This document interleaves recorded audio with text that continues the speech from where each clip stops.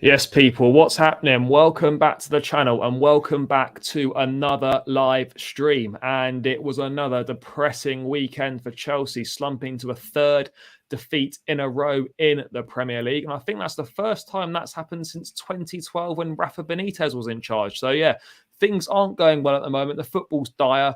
The players aren't good enough. Half the squad's not good enough.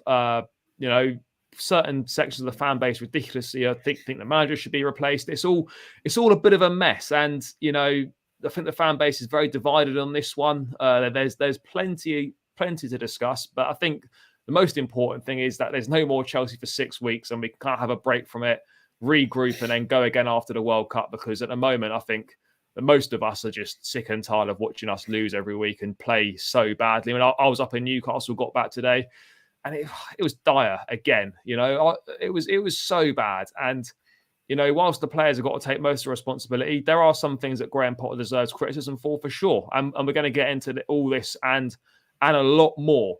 Dharmesh, thanks for joining as always, bro. I don't think we would have thought in the World Cup, heading into the break at the World Cup, that we would be sitting in 7th place and we'd have Graham Potter as manager at the start of the season. That all seemed a long way off, and it's a bit of a madness to think about it. But it's just another day in the life of Chelsea. What are your thoughts on everything at the moment? Because the football is dire. Let's make no mistakes about it. It is terrible, and I think it's the worst football we've played in a while. Admittedly, the football wasn't much better under Tuchel. If we're being perfectly honest, in the cups it was, but in the league it wasn't. I think Thomas Tuchel had a 50% win rate in the Premier League. Our league form under him was dire also. We haven't been good in the league. I mean, arguably, you could say we haven't been good in the league since we last won it. So 5 going on 6 years. What are your thoughts on everything that's going on at the moment? So it was another difficult day yesterday. Yeah, big up Charlie, big up everyone in the chat as well. Thanks for having me on again. This season's just been so unpredictable, like with the way it's gone on, with Tuchel obviously getting sacked like midway through September. After being backed as well, and then obviously Graham Potter coming in, started well first couple of games, but then since then it's been really bad. Like I don't see any sort of improvement from when Potter took charge and to when Tuchel was in charge. I don't really see any sort of progression or any patterns of play that makes me get excited. It's kind of just the same old, really. And I keep going. I swear, every time on this show, I keep going back to that Thomas Tuchel quote about, "We have the same players. What do you expect me to do?" And yeah, that just sums it up, to be honest. But I just don't notice nothing, to be honest. Like until we get a whole set of new players and the system that Potter wants to play with his sort of players, then that's the only sort of way that we can move forward, I guess. And yeah, we're under a new era under Todd Bowley. Obviously, he's sort of marked his territory. Obviously, getting rid of a lot of staff in the summer and even throughout the season and stuff. Graham Potter's brought in his backroom staff as well, so it's just a complete change at the club. And looking to the future, who knows what's going to happen. But yeah, definitely the chat get involved as well. Like, let us know what you think as well about the season as well. Like, yeah, I just don't even know anymore.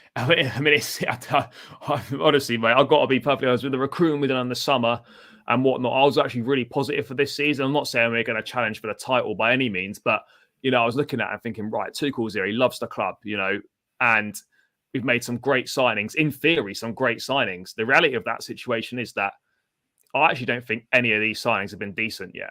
Fofana has not really played enough to know. Cucurella looks a little bit out of sorts still, but Sterling and Koulibaly have been really, really disappointing. I've got to be really honest about it. I'm not saying they're not top players, because they are, and they've proven they have. But on what little we've got to judge them off from the first 14 games this season in the league and whatnot, not been good at all. Been really poor.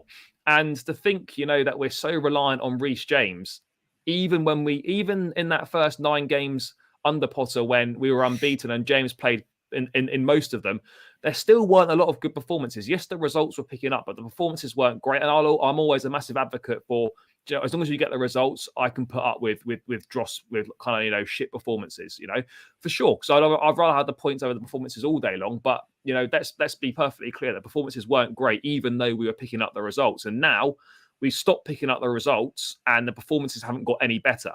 That's that's the big problem for me.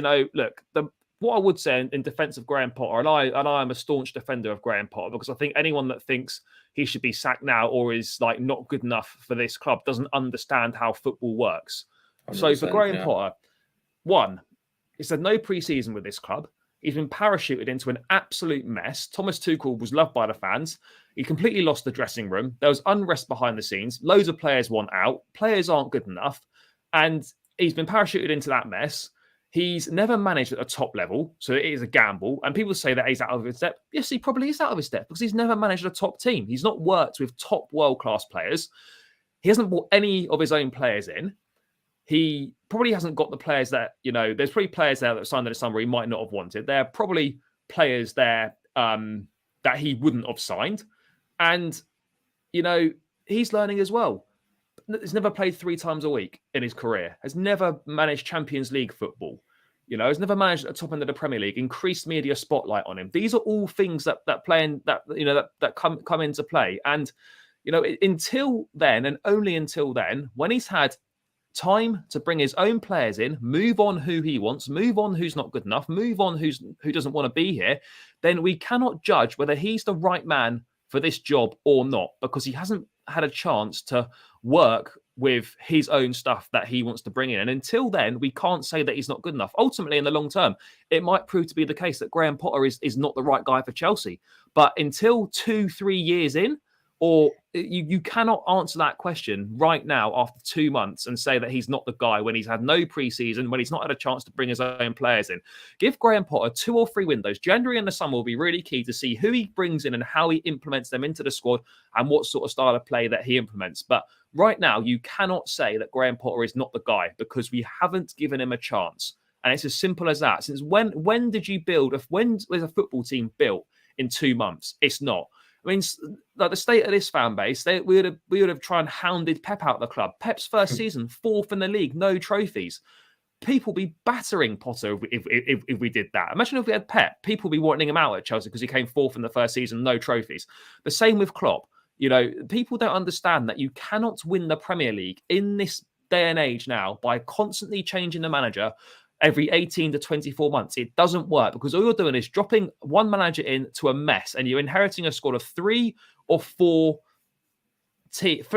managers, players, and you expect another manager to fix it all within a year and win the league. It just doesn't happen anymore. It's as simple as that. Just to add on that as well, even like the fact you said about Graham Potter having sort of 2-3 windows, it's like that's the ultimate question, is whether Potter gets the time from Todd Bowley and whether he actually gets control of who he wants as well. Obviously, he'll have his technical director and DRF as well to obviously help him recruit players. But the key is, will Potter be actually in charge of sort of bringing in the players that he wants, like say from Brighton, or say if you fancy another player from a different club or a different league and stuff. That's the ultimate as well. And it's a painful process we have to go through. As crap as it sounds at the moment, we have to go through it, I think. And you're totally right about it being a process, because look what Pep did in his first season. He spent maybe they spent money, but not as much as they have done in subsequent windows. But he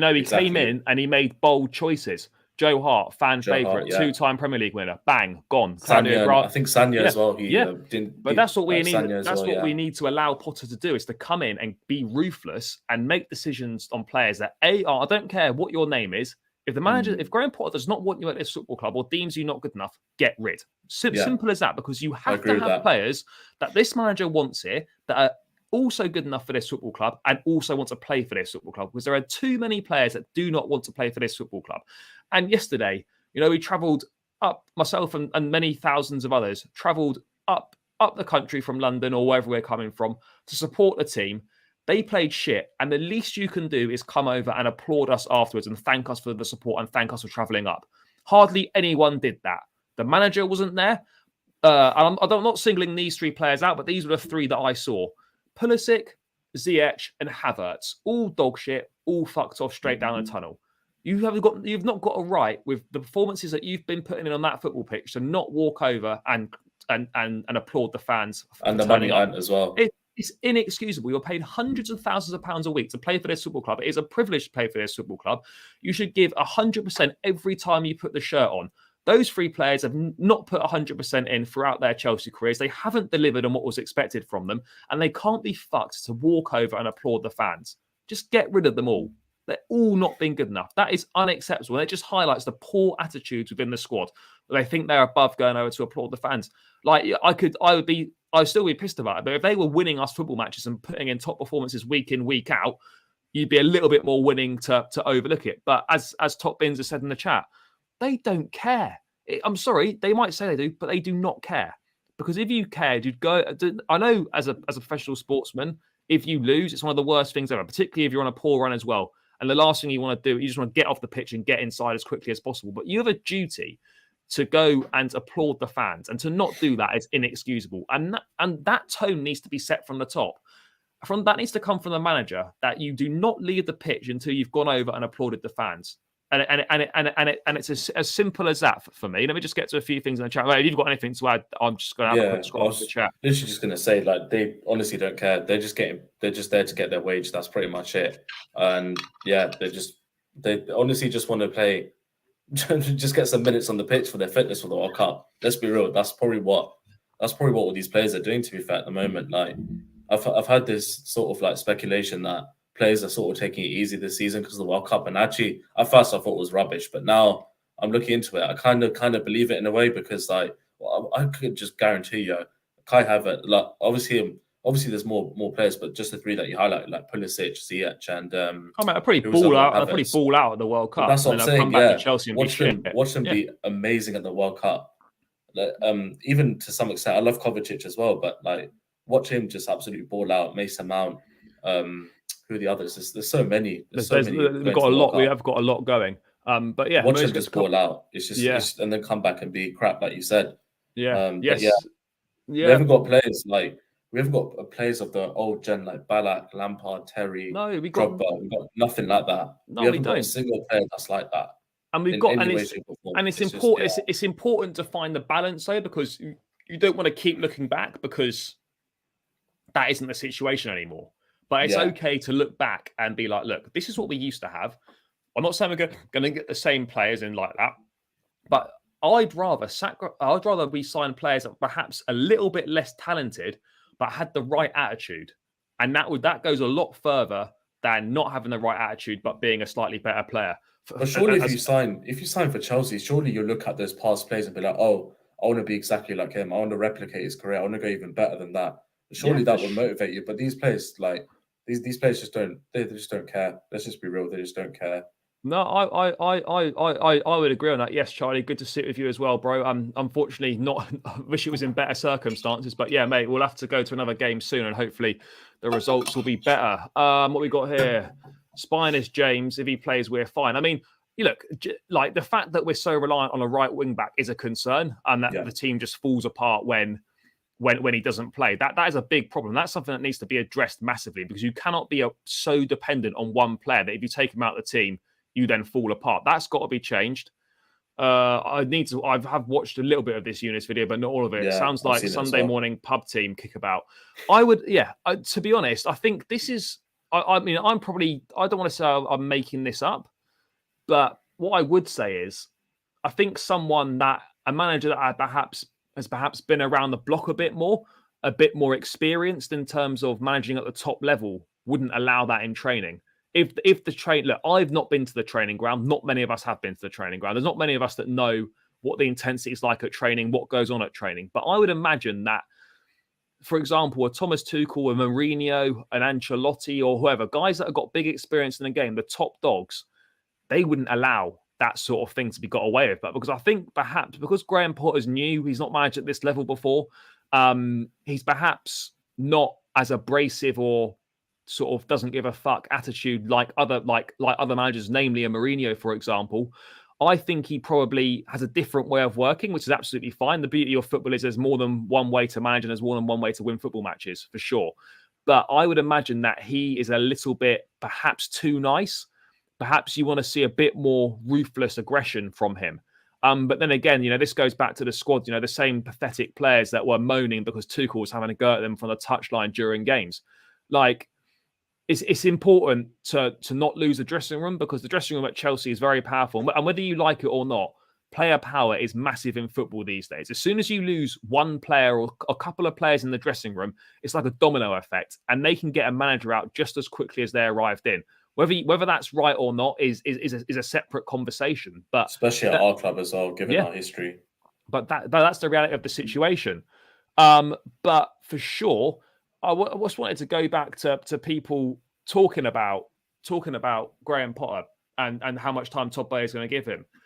I personally feel to offer a 5-year contract at 12 million a season, if he sees that contract out as a 60 million pound contract, to then spend 20 million pounds getting him out of Brighton and a further 2 million to get all his backroom staff in that he wanted as well. So you're looking at 22 million for Potter and his backroom staff, plus a 12 million a year contract for 5 years.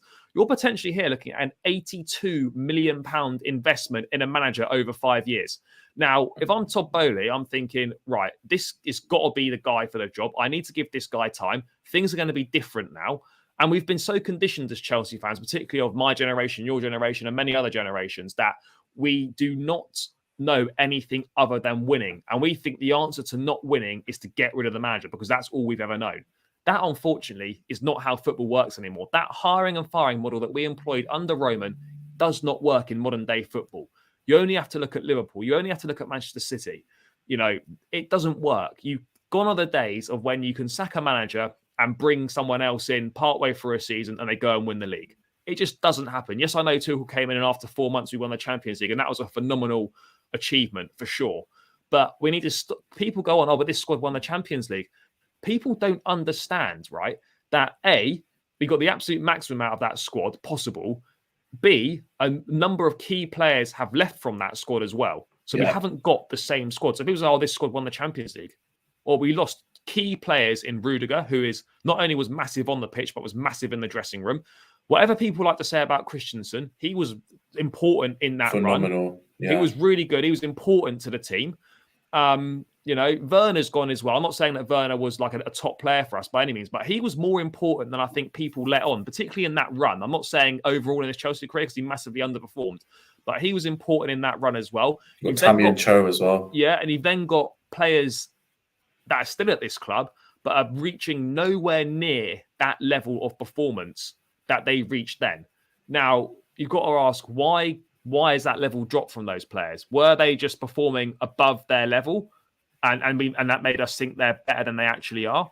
I think that personally is the situation. I think that we've seen players that have performed out of their skin, and now we're seeing the true actual ability of this team. And for me, the fact of the matter is, we just aren't very good. And I think there's a lot of players in this football team that are not good enough to play for this football club. And it's as simple as that.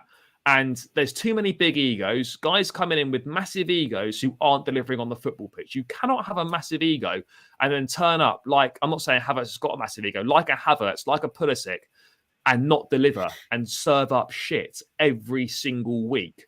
I actually will say, because a couple of Pulisic fans were trying to slate me on Twitter because on Chelsea Fan TV, I mentioned that like he'd be one of the players that I'd sell. And I've actually backed Pulisic this season, actually saying that, he has made an impact when he's played, and he should play more, and he should be given more opportunities. But the reality is, for the £60 million that we spent on him, we have not got value for money, and it's not working out for him at Chelsea. Despite how talented he might be, he is not delivering the goods, and it is simple as that. And you've got massive concerns of form over players like Mason Mount, 2-time Player of the Year, is a complete shadow of himself at the moment. That's a big problem. Havertz has just never been it. Pulisic's not playing well. Sterling is playing terribly. Aubameyang is not the answer. He's not it. Broya's struggling. Like you go through it, and there's no wonder we've got the worst attack in the top half of the table. That front five has scored 17 goals in 14 games. It's pathetic. We've got our top scorer in the league after 14 games, 3 goals for Raheem Sterling. And our top assist maker is Thiago Silva with 2.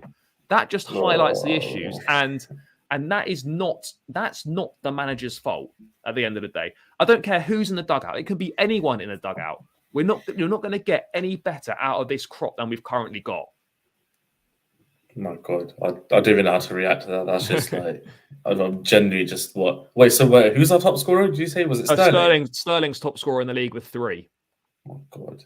I mean, it's all that money that we've spent on attacking players over the years, and yet our top scorer after 14 Premier League games is 3 goals. It's pathetic. And people say, it's not the players, it's not the players, it's the manager. No, it is. Look, what I'll say is that Graham Potter is not completely faultless in this situation. He's not. I personally feel that, there's comments that he's made after games, like particularly after the City game, where I feel that he made us sound like a bit of a mid-table team in terms of, we went there, we gave it a go against a top side as if we were some sort of lower division side that had a big away day in the cup. I didn't like the way he spoke in that. I think that those comments about making us sound like a mid-table team aren't right. I think he's made tactical mistakes with certain lineups in certain games. And I think his in-game management in certain games has been poor. But that doesn't mean that he is the main problem. You cannot look at the matches we've played recently and come to the conclusion that Graham Potter is the problem and the players aren't, because we've had Thomas Tuchel and the league form was shit. We've had Potter and the league form is shit at the moment. The one constant throughout all these, even under Lampard, the league form was not great either. The one constant in all of this, I know some have left and some new players have come in, but the vast majority of the squad is the same. And the one constant is the players. And these players simply aren't good enough. It is as simple as that. So really just to add on the Pulisic stuff before, I just remembered, I think my sort of stance on Pulisic is that season, I think under Lampard, just before he got sacked, that was an injury-prone season, wasn't it, where he kept being injured. So I always said to myself, as long as he gets through last season, not getting any injuries, which he didn't, I would purely judge him based on this season. I just wanted him to get through a season without injuries, basically, which was last season, which was fine. But he barely played, to be fair, which you can't really judge a sample size on that. But I think my stand on Pulisic will be at the end of the season, see how it goes, see how many starts he gets. If he contributes, great. If he doesn't, then I would sell, to be fair, because I think the lockdown football that we got from him was probably the best out of the attackers that we've seen in a while. I mean, the fact that we're still talking about Pulisic's best form was Project Restart, 2 and a bit years ago now. Is that highlights the big problem? And you can argue, has he been given a fair run of games? Probably not. Should he have played more this season? Yes, but ultimately, in the bigger picture, for the money paid for him, he's not delivered, and it's as simple as that. And Ziyech is the same. I was gassed for Ziyech to come. He was a baller at Ajax. He had a few moments where he was decent. I think he went on a bit of a scoring streak, maybe 3-4 games on the spin where he was really good, but ultimately not good enough. I actually think Ziyech, this might be unpopular, but I actually think in our sort of Champions League run, when we won it, I've actually thought he was really good in the Champions League that year. Yeah, he did better. We won it and stuff, but obviously in the league, he had a couple of good performances, but just got found out in the end. But it's weird because I wouldn't say I back Ziyech a lot, but I'm still willing to give him a chance in a way, under this new manager, because I just don't know if he's the answer. Yeah. But when you got the likes of maybe Nkunku coming in and whatnot, Rafa Leao's going to be monitored at the World Cup. Obviously, you take them, there's no space for Ziyech. He doesn't want to be here.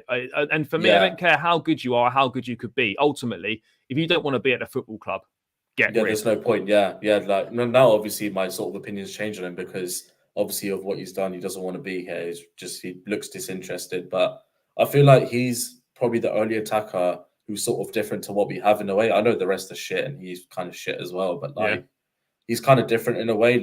If you're looking for someone to put in a ball into the box, from any sort of angle, I think he's the only player capable of doing that.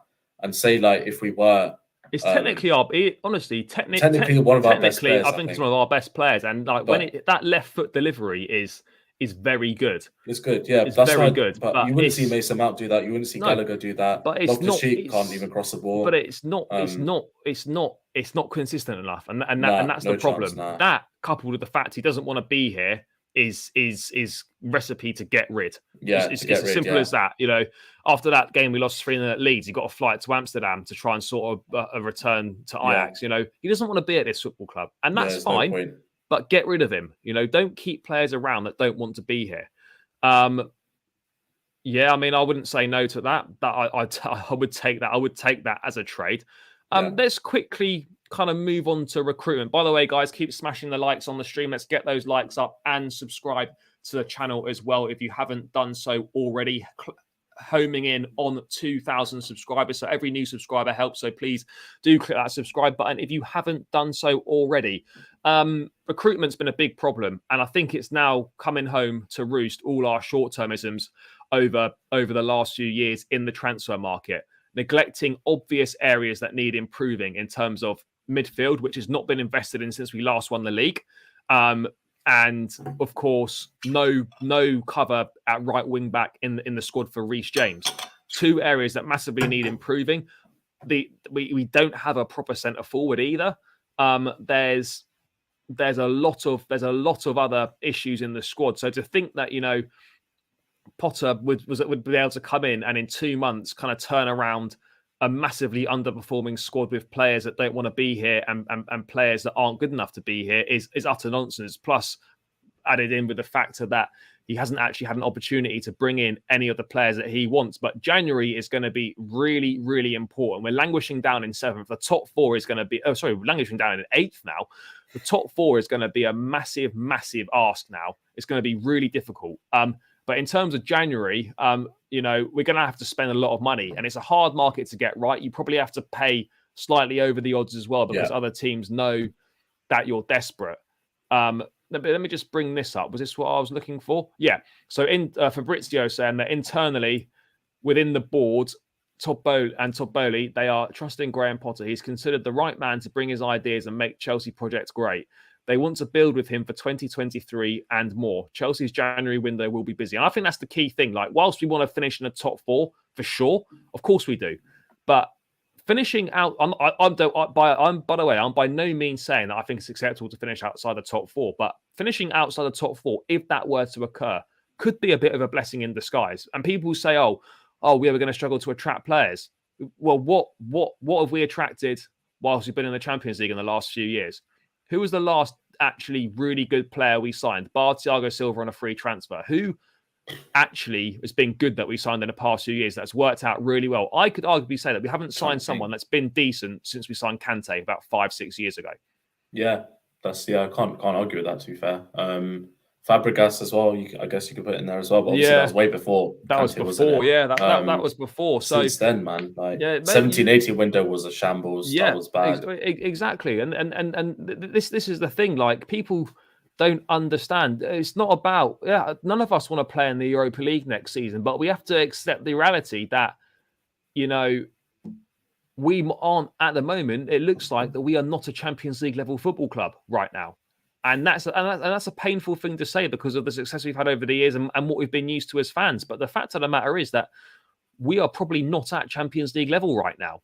And that could change in the second half of the season. Some new signings in January, a 6-week break, time for Potter to reflect, regroup, work with the players that aren't at the World Cup, try and get some more ideas across. And then hopefully we can come in all guns blazing when we face Bournemouth on the 27th of December. But the reality of the situation is that right now, I see it pretty hard for us to make the top 4. The fact we're 16 points behind Arsenal in November going into the World Cup, I think even if they have a bit of a drop-off, which obviously doesn't look likely at the moment, but probably will come at some point, you would expect.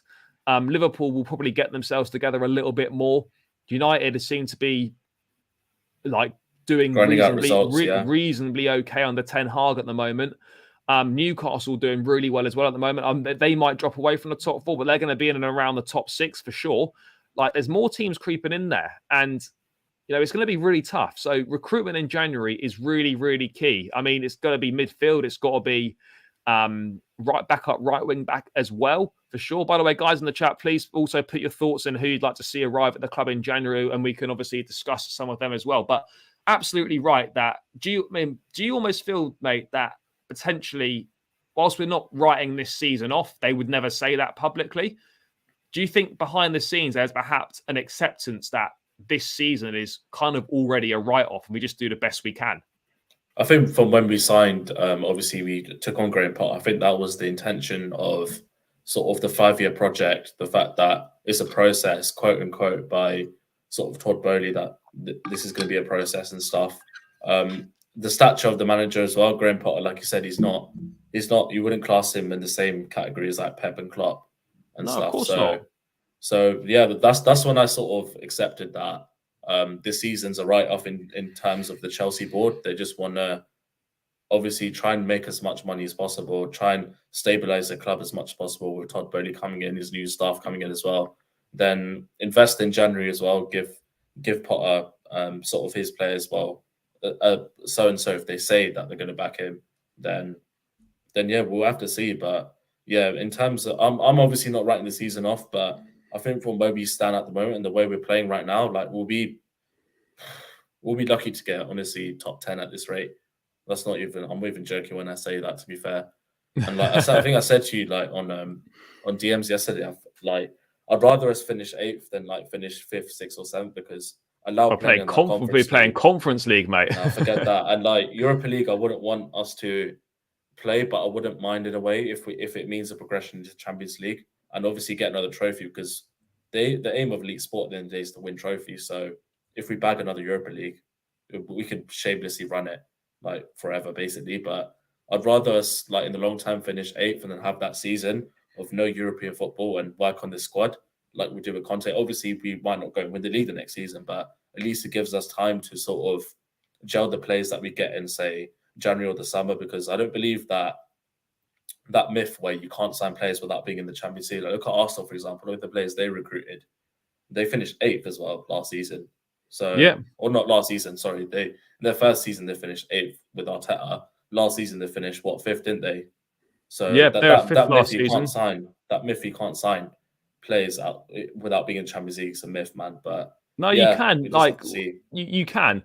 And January's going to be busy. And I think the reality of the situation is, and some people won't like this, things are going to get much worse this season before they get better. You know, we're going to go through some more tough times. There's going to be some more dark days like there were yesterday. It's going to be tough this season. And you know what? We may well finish outside the top 4. We might not win anything. But we've got to move away from this short-termism, because I just want to bring this thread up from Ben Jacobs, and I will try and get him back on the channel again to discuss this in a bit more detail. I'm sure he'll be kind enough to come on. That's been on quite a few times before. So what the fuck am I doing? I'm all over the place. Let me just bring this up. I will try and get him back on to discuss this in more detail, because I think it is a really interesting dynamic and an interesting conversation. But just wanted to bring this up from Ben Jacobs. It's quite a long thread, as he usually does on Twitter, but all very interesting nonetheless. So a few Chelsea fans calling for Graham Potter to be sacked, which is ridiculous. Chelsea are trying to move away from this kind of cutthroat approach.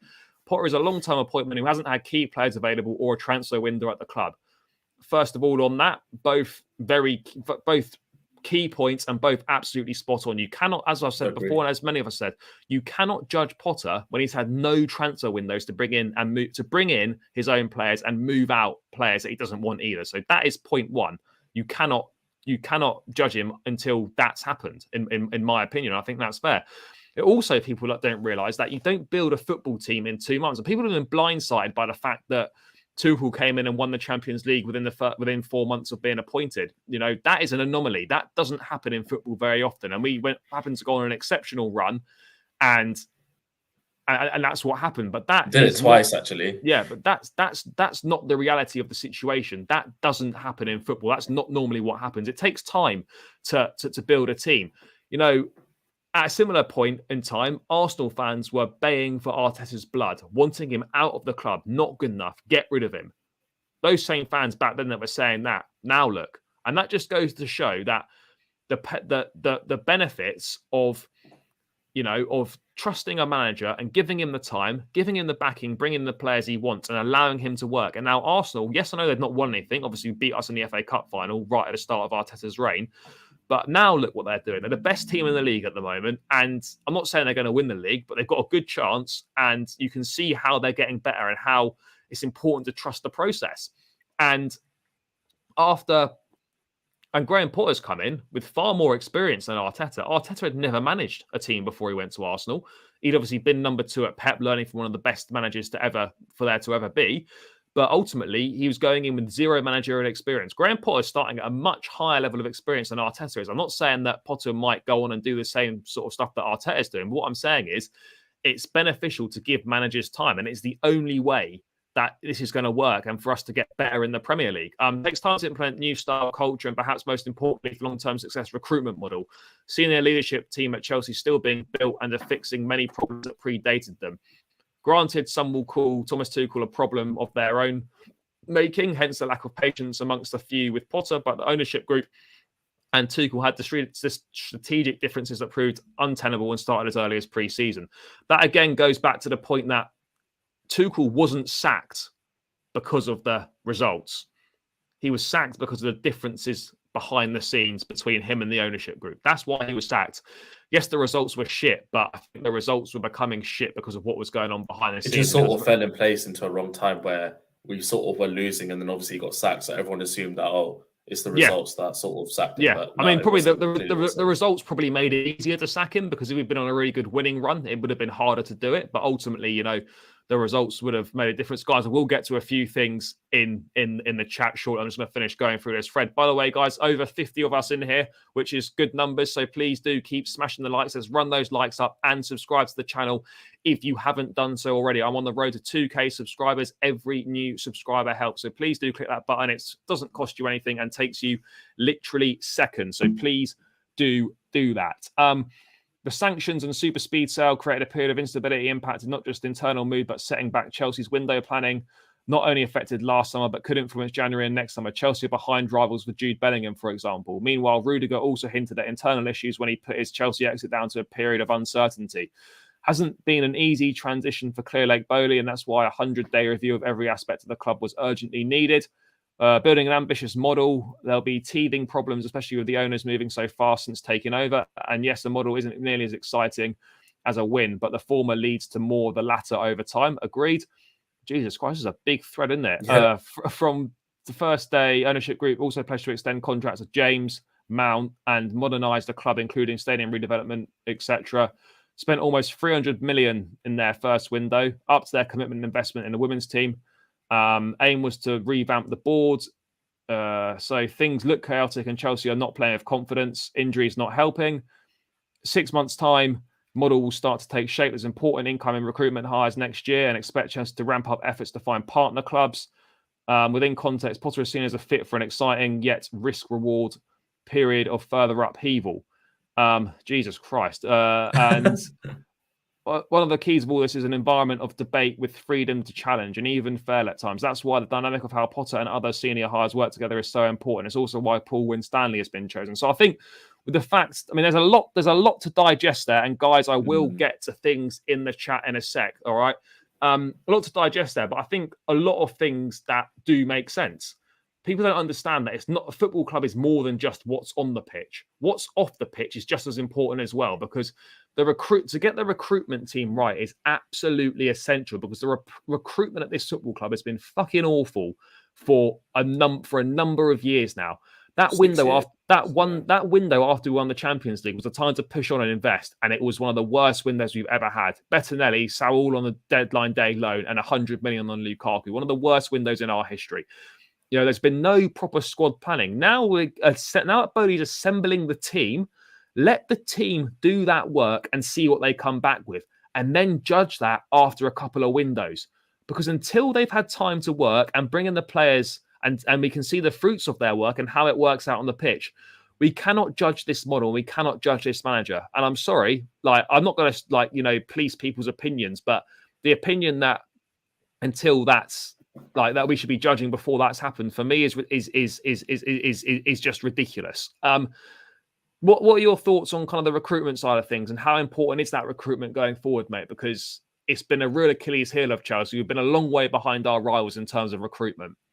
Yeah, we just our recruitment has just been, like you said, shocking. It's been poor for a while now, a very, very long time. And I hate to say it, but we've kind of gone on the sort of route that Man United have done in terms of recruitment, just throwing money at the problem and not really address the situation properly with proper recruitment. That's why they sort of had the idea of bringing Ralph Rangnick in to sort of direct that in terms of signings and stuff. But obviously, and then they binned him took off. a U-turn on it. Yeah, he took a U-turn, luckily as well. So yeah, like going forward, the recruitment, I think Bowley needs to leave like the signings to obviously specialists in those teams rather than him doing it by himself, because quite frankly, personally, I don't really trust him in that way to handle transfers, like hand-to-hand transfers. But yeah, well, I guess all we care about is the money, isn't it? Like that's all we really want, for him to invest in the club, invest in the team properly. Obviously, stuff on the stadium as well. There was a report that we're actually going to move away from or near Earls Court or something like that. I can't remember what the tweet was, but it's something along the lines we're definitely going to move away from the bridge and obviously towards more, and I think Earls Court. So there's that as well. But yeah, recruitment team has to be on point, and I want to see more shrewd signings, like signings you see for about maybe in this day and age 5 to 10 million, 50 million, 20 million, and then just sort of see how it goes. Like if it fails, it fails. If it succeeds, then great. Like I don't want us splashing like 100 million, 200 million every single window, because if we fail, then that just comes to bite us back in the end. So it will. It will do. Let me just get to a few things in the chat before we move on. What have we got here? I will bring up some Endrick news as well in a sec. Chelsea back in for Livramento, 40 million buyback. I mean, Livramento, what, left back, or is he? I think he's right back. I mean, right back. He had an ACL, didn't he? He had an ACL, so we haven't I know he's back playing again, but we have to wait and see what level he can be at. There is a buyback clause there, but ultimately, the reason Livramento left was to play first team football. And if he comes back to Chelsea, he's going to be second fiddle to James. Yes, he will get ample minutes in the first team because we play a lot of games. There's rotation. James will get injured, I'm sure, at some point, or will be suspended and whatnot. So there will be ample games, but it depends. Does he want to come back and be a backup or not? I think that's the key with that. Maybe we can do better elsewhere. I'm not sure. I'd stay away from Livramento. Yeah, the World Cup break could be a blessing for us. Our main players will return from injury, plus we make signings. Let's believe and hope. Yeah, look, you always believe, but I think the reality of the situation is that's going to be very, very difficult for us.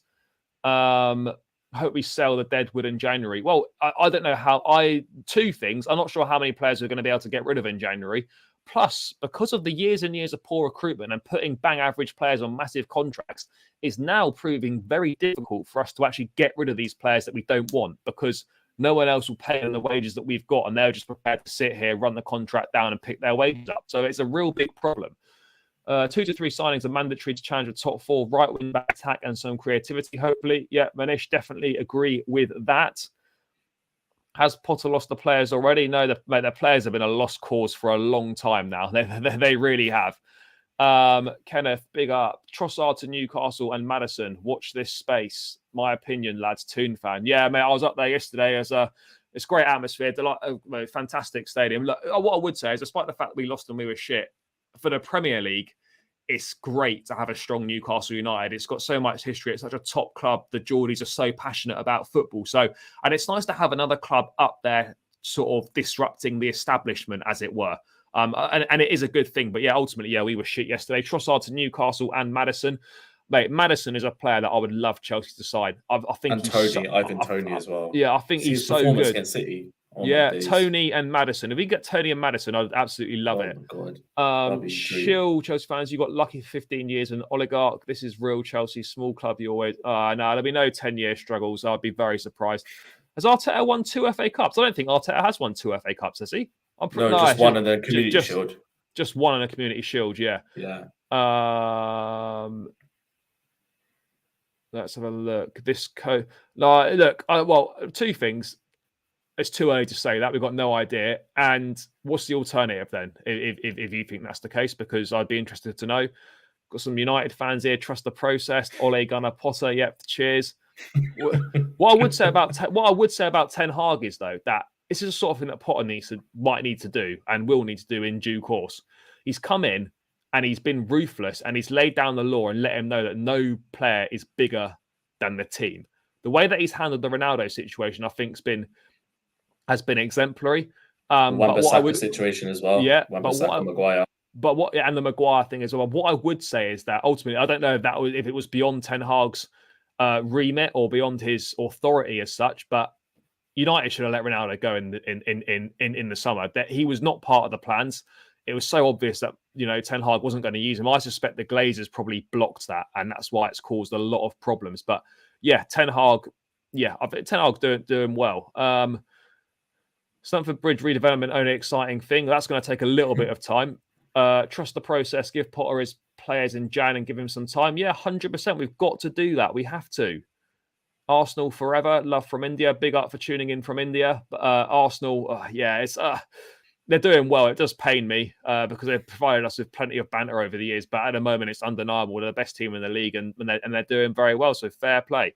When all the players are fit, don't you think this is a top 4 side? Good question. It's a good question, that, and it's tricky. I'm not sure. I think probably just about, but not convincingly. I would like everyone's fit. I wouldn't confidently say yes, we are definitely going to finish in the Let's top go through 4. it quickly then. So what? Reece James, obviously, Fofana. Yeah. I'll throw Kepa in there because obviously he's going to be our first choice Reece James, goalkeeper. Fofana, Kepa, Kante, right? And obviously Chile's missing as well, but Chile was kind of in a rotation. Like, all right, you put all those 5 in. I mean, I'd say you probably say say yes, but it's a push. It really is a push.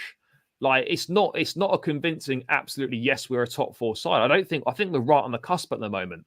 Chukwuemeka as well, if you want. Chukwuemeka, I think we are right on the cusp of whether we're a top 4 side or not, as things stand. And I just wanted to mention one thing before I move on to this Endrick news, is that our Premier League win rate in this calendar year, so this is from January up until now, 47% win rate.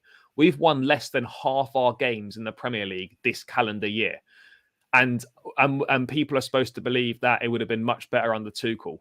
I'm sorry, but guys, like, remove your agendas aside. We all love Thomas Tuchel, but let's not pretend that the football in the Premier League was good under him, because it wasn't. It was dire. Potter's been here, in the Premier League, 7-8 games? And the rest have all been Tuchel. 47% win rate. So don't try and pretend that the Premier League form under Thomas Tuchel was good, because it was dire. It was awful as well. It's just the fact that we're a good cup side and he made finals and he won us some trophies. That's what made a difference ultimately. But in terms of our Premier League form under Tuchel, fucking dreadful.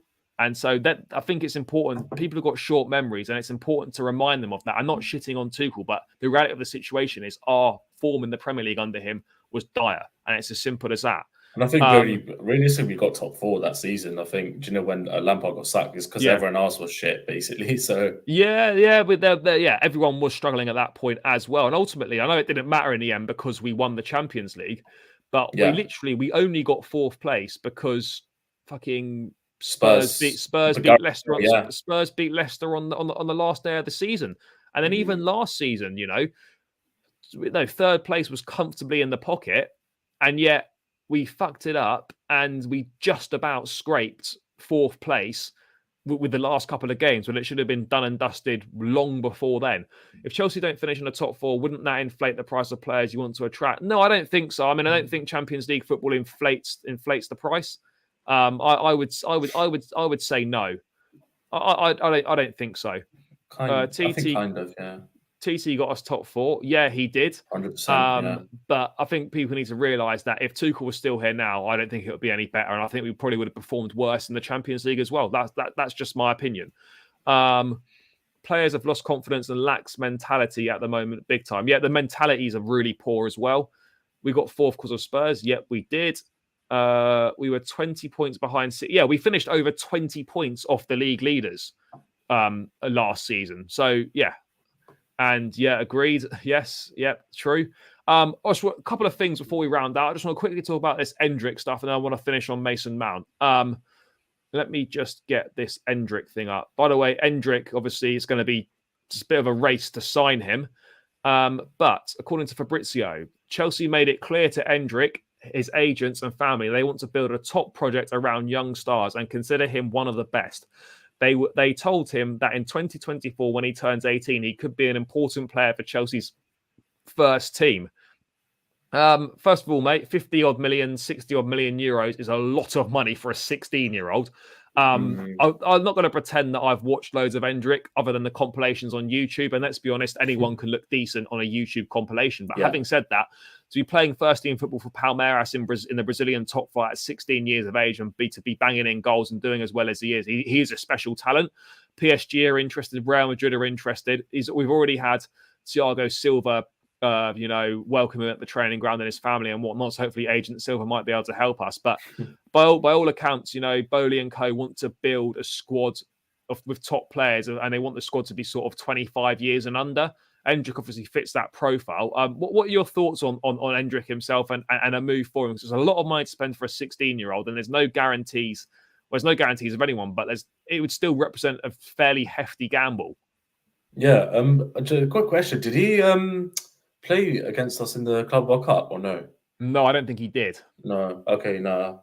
Other than that, like same as you, bro. I literally just watched some compilations of him. Like I don't know much about him, but yeah, like we've kind of. Well, I've noticed a pattern as well with this sort of Bowley era so far. We're signing a lot of younger players. Like you got the example of Hutchinson, Chukwuemeka as well. So this is more evidence that Bowley's planning for the future and is thinking of this as a process rather than getting him ready-made players for now. So yeah, it's just one of those where 56 million is a lot. And yeah, like it's obviously he's not going to play in the first team until he's I don't think he'd be able. 18, isn't it? I don't think he'd be able to join till he's 18 anyway.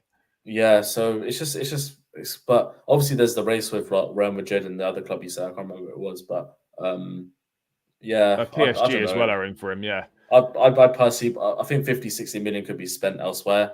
Like within the first team. Yeah, go get James Maddison for that price. Go get Ivan Toney.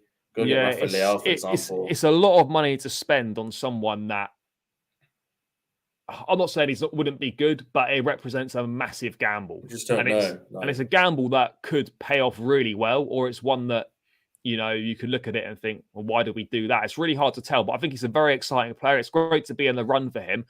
But ultimately, until he arrived, you wouldn't really know. But on the face of it, sort of 50, 60 million euros for a 16-year-old it represents a massive gamble at this point in time for me.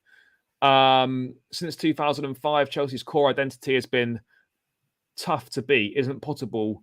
Total antithesis of that. Well, look, he's not had enough time. First of all, to implement his ideas, he's not been able to bring his players. Of course, he's had no pre-season. Yes, he could do better in certain instances for sure, as I said earlier in the stream. But ultimately, the squad is not got strong enough mentality. He's not got enough leaders in it. And that's one of the main that is one of the main problems. You can never go wrong with a Brazilian player. Well, I'm sure there's a few, but yeah, generally not bad. Robinho, that's one that went wrong. I think the way Rudiger was handled started our downfall. Potentially, I mean, again, I don't want us to ever be in a situation. I mean, we're potentially going into a situation with Jorginho and Kante, having just lost Rudiger and Christensen on Fraser, we're probably going to lose. Could well end up losing Kante and Jorginho on freeze as well. But we've got to get in a situation where we manage contracts better. We don't allow, if players go into the last 18 months and they're not going to sign, sell. Don't allow them to run their contracts down. It's as simple as that, because it ends up mugging us off. We end up getting no money for decent players. We cannot operate like that. Madrid are confident of getting him. Yeah, they are. And if I was Endrick, I mean, I'd probably, with the Brazilian contingents there and kind of the history of Real Madrid, you obviously probably would pick Real Madrid over Chelsea. If we do a deal for Endrick, he should stay in Brazil for 2 years. I think that is the case anyway. I don't think he can actually come till he's 18. Brazilian signing's always done pretty well at Chelsea. Yeah, they have. In Nkunku, yes, I think that's almost done. Apparently, that should be maybe when the World Cup's on at some point. That should be announced that he will be a Chelsea player. Obviously, not an official announcement, but I think there'll be some sort of announcement. That gamble we never did with Neymar. Yeah, true. Rudiger is a big loss now that the smoke has cleared. Yeah, I would say that. I think more on, well, obviously on the pitch, a massive loss, but also off the pitch, I think an even greater loss. It's a massive, massive leader and a big personality that's gone missing from the dressing room. Early days, he has struggled, but let's also remember that I don't think left centre back's his best position, and he's had to play there. And he hasn't looked particularly comfortable. And the number of games where he's looked poor, he's been left massively exposed because he's had no one tracking back in front of him. So yeah, it's been just below average, I think, with Corella. Yeah, it's been tricky, but he will get better as well. He will get better. And what we got here, Wood and Kunku want to play for us. Yeah, I think absolutely. That deal, as far as I'm aware, from what I've read and things, that is pretty much all but done. Mate, final thing, Mason Mount. Just wanted to talk about it quickly. A lot of people hating on Mason Mount. Performances for sure have not been good enough. Potential reports that a new contract is kind of stalling. Very much for me, like he deserves a new contract, of course, but ultimately, he's not demonstrating right now that he deserves that contract to be on the same par as Reece James. The performances have not been good enough for the vast majority of this season. And unfortunately, at this point in time, until he rediscovers his form, his position in the team is not a shoo-in like it has been previously at all. Yeah. Mason Mount at the moment, man, just he's a shadow of the player that we know him of. Even his pressings, like, he's gone down so much. Like, when I've watched him, like, on obviously TV and stuff, like, it just doesn't seem the same Mason Mount. Maybe he's being overplayed, or maybe, I don't know. He's tactically not astute and aware of what Potter wants him to do. But yeah, it's not looking good at the moment for Mason Mount. But I will give him some sort of credit because he has sort of carried our team in some ways for 1 or 2 years. But at the same time, criticism is very much deserved for him. And yeah, he needs to start performing as soon as possible. And it'd be just like him to perform at the World Cup. Like, I can see it for England. He's not a starter for England. He isn't. Like, I think it's as simple as that. I think. As in your opinion, or generally, like, he does start for England, in my opinion, he does, but in my opinion, I don't think he should start for England, because you look at it, Bellingham and Rice is our best pivot. Kane's going to play up front. I know Sterling's been dog shit, but he will always play for England because Southgate loves him and he's proven in an England shirt. And then I think on the other side, arguably Foden or Grealish or Saka have actually made more impact in an England shirt than Mount has. So yeah, Mount will start games at the World Cup, but he's not like an England regular. He's not like a regular shoo-in to be in the lineup every game. I know Southgate likes him because of his work rate and his pressing, but even that's been missing recently. And it's going to be like, this is a big season for Mount. After the World Cup, he's got to come back and do better. But at the moment, he's no more than a squad player, in my opinion. His passing's not great either. Like, range of passing's been poor. He's not picking up. He's not picking up any assists. Like, it's a real concern. I don't see him take shots anymore as well. Like, he doesn't take shots outside the box anymore. It's like Mason Mount used to do that a few times as well. And like, you can tell the sharpness it ain't there either. Like, some of his turns that he used to do, like, I know in one of the games in Champions League, like that game is ridiculous, but like, even the little turns and the flips, it's open play assists are just, and like, if you're being real, he's had about 2 or 3 good games this season, or really good games. Yeah, like, mate. And it's obviously both Milan games he was really good, and obviously Tottenham. That's it. Apart from that, even the Villa game, I thought he wasn't great. I didn't think he was great, but no, he wasn't got great. The goals for us, but yeah, he got the goals, but he wasn't great in that game. But yeah, it's going to be tricky for Mount. He's got to come back and perform better. Ultimately, I think he will be tied down to a new contract. But right now, he doesn't deserve to be paid the money or be on a par with what Reece James got in that new contract. He's got to play and earn those performances. And ultimately, at this point in time, he's a rotation option as far as I'm concerned, because he's not putting the performances on the pitch that warrant him to be a regular starter for us. And it's as simple as that. And he must improve after the World Cup. Otherwise, he will find himself on the bench more often than not. You see his Instagram post. Yeah, and what I would like to say about that is fair play for him coming out and saying that. But actions speak louder than words. So we need to see something different after the World Cup. And I don't want people, but also people saying that players should come out and apologise. And then when they do come out and apologise, then say it's a PR thing. Like, you can't have it both ways. You can't want them to apologise. And then when they have apologised, say it's a PR thing. He's apologised, great. But let's see what actions we see on the pitch after the World Cup. I think Chilwell Koulibaly posted something as well. It's not been good enough. I know of, yeah.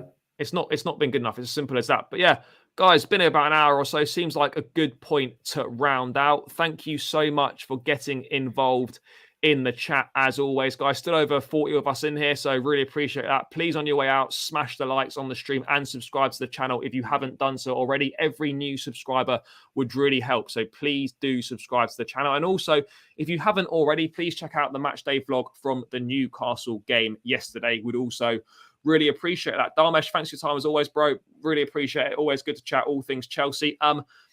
World Cup now, no Chelsea for 6 weeks. Bit of a blessing, bit of a relief. No more depressing moments until England do something horrendous in Qatar. But stay tuned for content for the World Cup. Let me know your thoughts on what you'd like. I will put a post up on the community tab on the channel. So, yeah, just leave some comments in there. What sort of content you'd like to see during the World Cup? Because I want to stay active during the World Cup. I'm not going to disappear for 6 weeks. We'll keep bringing you the content. But let me know what sort of stuff you would like to see, people. But guys, thanks for tuning in tonight. Really appreciate it. It's difficult times at the moment. Things will get better, but prepare for some more pain. Until then, guys, enjoy the rest of your weekend. Take care and up the Chelsea.